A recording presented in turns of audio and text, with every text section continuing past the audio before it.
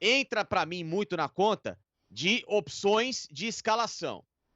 E aí acho que o Abel erra em muitos nomes, ponto. A torcida Pichamuro, erro assim, crasso. Meu Deus do céu, o Palmeiras acabou de ser campeão de 3 competições importantíssimas na última temporada, não existe isso. Agora, ela criticar nomes que para mim estariam numa reformulação agora, ok. Os nomes que foram colocados na parede da pichação não é para serem colocados na parede da pichação, mas nomes para serem discutidos internamente. E para mim o Palmeiras perde muito tempo com alguns que estão lá. Fato. Então, você começa a relevar assim, a manifestação da torcida está equivocada como foi feita, não como ela poderia ter feito. Sabe, na rede social ela tem o direito, ela na arquibancada quando voltar tem o direito, ok, normal, né? A democracia do futebol é para isso. E alguns nomes ela tem razão em querer cobrar que nesse momento o Palmeiras pode tentar fazer um negócio. Já que o clube também precisa de alguns reforços, tem esses nomes para usar no mercado. Então eu acho que aí dá para compreender. O Abel, em muitos momentos, ele se perde, Pascoal, porque ou ele é muito light ou ele é muito irritadiço. O irritadiço dele prejudicou contra o Flamengo, o irritadiço dele prejudicou contra o Defensa e Justiça, quando o Palmeiras, inclusive, nos 2 jogos acabou se envolvendo em confusão. O time perdeu a cabeça, o time entrou numa briga antes de bater um pênalti na prorrogação. Olha só, cara. Olha só como essa pilha prejudicou o Palmeiras. Mas aí tem um outro fator, que aí é uma... Porque eu falo isso porque eu adoro o Abel, tá? Eu sou muito fã do trabalho dele, assim como o Zinho já deixou claro e todos aqui deixamos claro. Esse cara faz muito bem ao futebol brasileiro. Pela ideia, pela metodologia europeia, pelo profissionalismo dele, por todos os fatores. Ele faz muito bem. E quero que ele continue, mas tem que mudar alguns aspectos. Só que tem um lado muito importante. O lado mais importante da história é o lado cruel, é o lado sacana, é o lado desumano, é o lado completamente fora do prumo da organização que se pratica o futebol nesse país.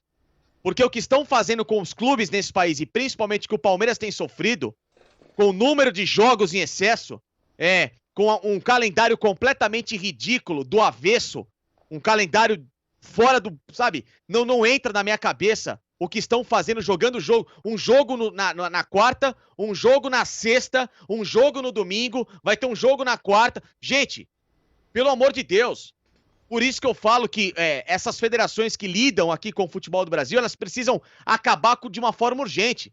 Porque o que elas estão fazendo em um momento em que requer cuidado e saúde é para mostrar para o mundo que o Brasil, ele vive numa bolha do inferno.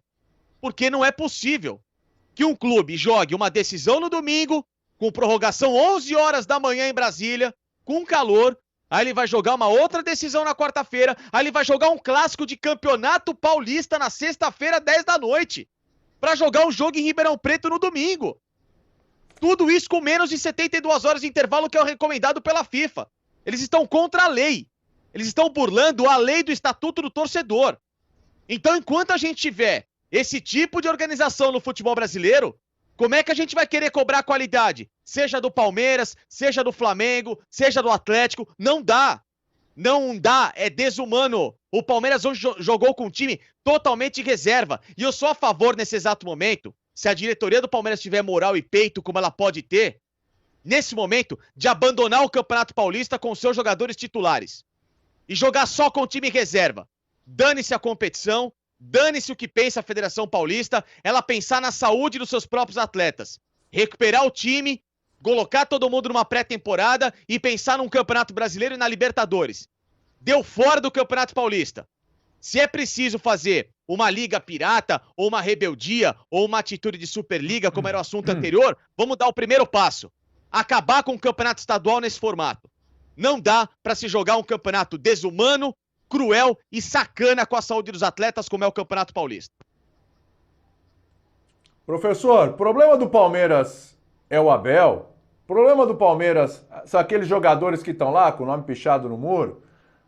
O problema do Palmeiras é, de repente, da sua diretoria, que, de repente, não atende alguns anseios do Abel com relação a contratações, ou, de repente, que não consegue se posicionar com relação a esse calendário, junto com diretorias de outros clubes, porque é bom que se entenda, sozinha ela não vai fazer nada, ela precisa que se junte com os outros. O problema do Palmeiras são os pichadores? Onde está esse problema aí? O Palmeiras não tem problema, o Palmeiras tem solução. Dá uma olhada nos vizinhos aí, você vai ver a situação. Se baixa um ET aqui e olha aquele muro pichado, vai pensar que o Palmeiras caiu pra Série B. Boa. Não vai pensar que é o campeão da Libertadores. Baixa o ET ali na frente do Allianz. Aí ele abre a portinha lá do disco voador, ele vai olhar e falar assim, nossa, esse muro aqui, será que é do Palmeiras mesmo? Então, isso já é uma aberração. Isso posto, o Abel não é uma figura inatacável. Né? Tem muita coisa pra gente falar. Tem um Zé Rafaelismo exacerbado da parte dele. Tem essa questão de se impor aos adversários, e que a gente já falou aqui na quinta-feira, é muito importante. Quando dá certo, como naquela final contra o Santos, a reatividade é uma maravilha. Quando você tem que se impor contra um Defensa e Justiça e não se impõe e vai para os pênaltis e perde um título nos pênaltis que não deveria ter ido, aí a gente tem que botar o dedo nessa ferida. Então tem que se descontar os exageros. Diante do que é o resto do futebol brasileiro, eu diria que o Palmeiras não tem problemas. O Palmeiras tem soluções. Se você for atrás daquela lista que botaram lá no muro, lá para começar você fica sem lateral direito, que mandaram embora os dois. Então, não é assim que funciona. Né? Não é assim que funciona. O torcedor acha que tem a solução para tudo. Tem outros manifestos, aí o manifesto lá do Corinthians, parece que todo mundo é catedrático. O Mancini não dá mais. É como se todo mundo tivesse a solução. Né? Vai lá você com esse time que o cara tem na mão, vai ver se você consegue fazer coisa melhor. Então acho que é só descontar os exageros. É só passar um pouquinho da faca no excesso, assim. O Palmeiras não tem problemas, o Palmeiras tem soluções, tem um técnico inteligente. Espero que ele acorde para essas coisas de campo, que eu faço em campo e toda hora levanta aqui. E é verdade, são coisas de campo. Não é por isso que a gente vai. Eu também acho ele ótimo. Acho ótimo, acho um técnico certo no lugar certo, mas tem que atentar para essas coisas. Um pouquinho só de autocrítica nesse sentido. E se quer ser técnico do Palmeiras sem falar de política, acho que não consegue, não. É meio difícil. Esse ano tem eleição. É um clube bastante... Não, é um clube bastante... O Zinho sabe... Ali você não consegue não falar de política, sendo conselheiro, sendo jogador, sendo técnico. O Palmeiras é um clube político, não é? O Palmeiras é um clube político, por excelência, por essência, por origem, por sangue quente que tem. Então não adianta não, ele vai ter que falar de política, daqui a pouco vai estar falando de novo. Ô Pascoal, esse posicionamento hoje da diretoria do Palmeiras, que você está falando aí, você acha que a diretoria deveria dar uma blindada no Abel? Porque, por exemplo, daqui a pouco a gente vai falar do Rogério Ceni, né? Que também a relação é tumultuada pra caramba com a torcida do Flamengo, né?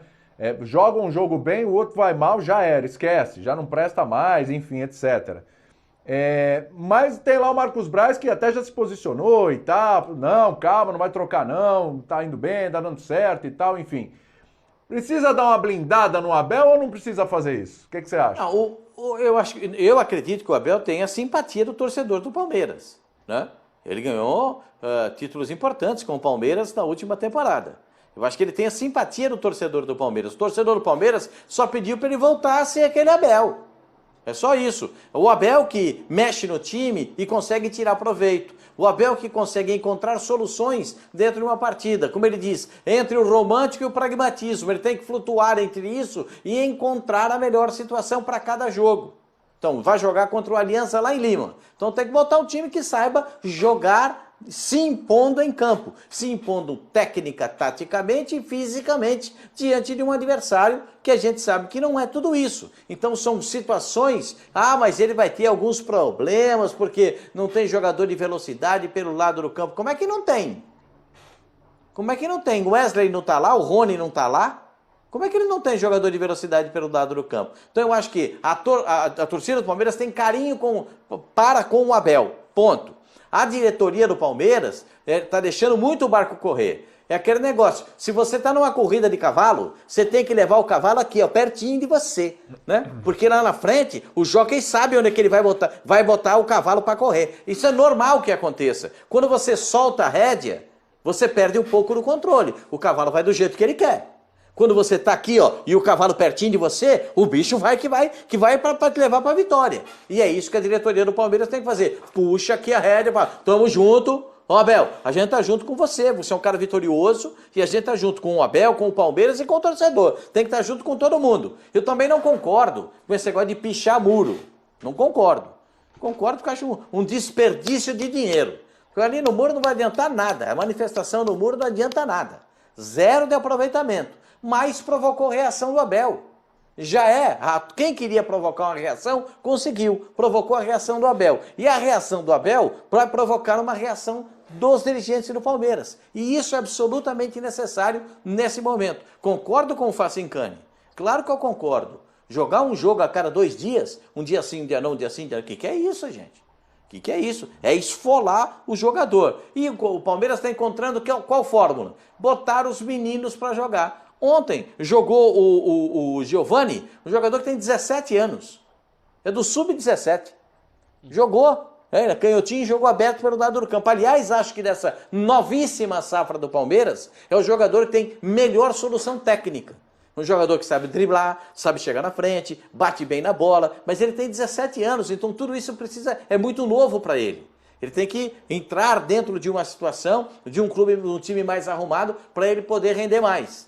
O mesmo que aconteceu com o Gabriel Menino, o mesmo que aconteceu com o Gabriel Veron, o mesmo que aconteceu com o Patrick de Paula, né? O Wesley. Então esse processo de entrar num time montado vai dar também a esse garoto a possibilidade dele jogar bem no time do Palmeiras. Outros ontem entraram e não aproveitaram a chance. Alguns aproveitaram, outros não. Então esse é um dos que aproveitou a possibilidade de jogar bem e entrar no time do Palmeiras. Vamos ver como é que vai acontecer. Continuo dizendo, eu concordo com a postura do Palmeiras quanto ao Campeonato Paulista. É isso aí, o Palmeiras é o atual campeão paulista. Se der para se classificar para outra fase, legal. Se não der, a visão do Palmeiras está voltada e me parece muito clara. Libertadores da América, tem Campeonato Brasileiro, Copa do Brasil, e eu acho que essas são as visões macro. O Palmeiras tem que ter uma visão macro. A visão macro é essa. A visão, já de uma outra situação, você vai diminuindo a proporcionalidade dentro de um processo. E penso que a torcida, a direção do Palmeiras deve caminhar